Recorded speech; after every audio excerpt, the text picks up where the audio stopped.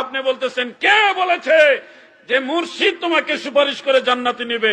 আমার নবী বলেছে, আল্লাহর নবী বলেছে, পীর মুর্শিদ আল্লাহর ওলিরা আমাদের তরায় নিবে। ঠিক কিনা বলে? ওয়াজ করার সময় ব্যালেন্স করে কথা বলতে হবে। নামাজ কেন করবেন না? কিভাবে আপনি বিছানায় পিঠ লাগান?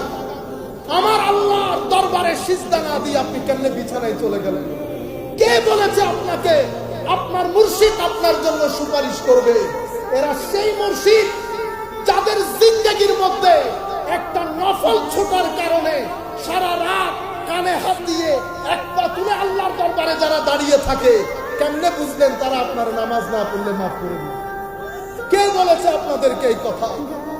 যারা বছরের পর বছর, মাসের পর মাস সোনার বিছানা ত্যাগ করে একাকিত্বে আল্লাহর শরণে গুম হয়ে যাওয়ার জন্য পাহাড়কে বেছে নেয়, তারা কেমনে আমার মতো বেগাইরত নামাজ পড়ি না তাদেরকে বরদাস্ত করবে? কখনো না। আপনারা ভুল তরিকত বুঝেছেন। কোন দরবার, হুজুর গৌসে মাইজবান্ডারি তো অনেক দূরের কথা, কোন দরবার, কোন হক্কানি আলেম এটা কখনো বরদাস্ত করবে? আপনি ভুল বুঝেছেন। আপনি ভুল বুঝেছেন। গৌসে আজম শেখ আব্দুল কাদের জিলানী। আমাদেরও একটু সচেতন হতে হবে। যা মন চাই, যেখানে আমি কত এডিট করে করে কথা বলছি, সব কথা তো সবাইকে বলা যায় না।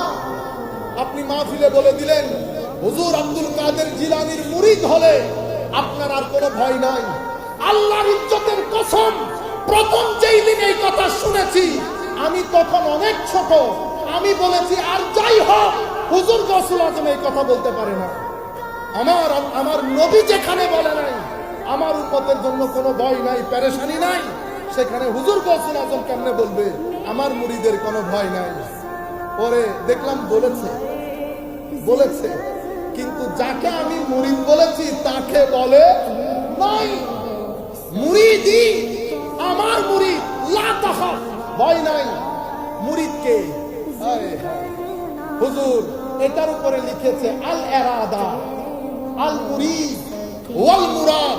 এটার উপরে হুজুর পৃষ্ঠার পর পৃষ্ঠা লিখেছে মুরিদ কাকে বলে। এক কথাই যদি বলি তো মুরিদ সেই ব্যক্তির নাম যেই ব্যক্তি নিজের চাওয়া পাওয়াকে ছেড়ে দিয়ে আল্লাহর চাওয়া পাওয়ার মধ্যে নিজেকে ফানা করে পাকার স্তরে পৌঁছে গেছে, তাকে মুরিদ বলে। আমি কোন মুরিদের তালে আছি? সুতরাং বক্তা আমি নিজেকে বলছি সাবধান হও জবান ইউজ করতে, কারণ আপনার এই বক্তব্যটা রং জায়গায় নিয়ে মানুষকে বোঝানো হয়েছে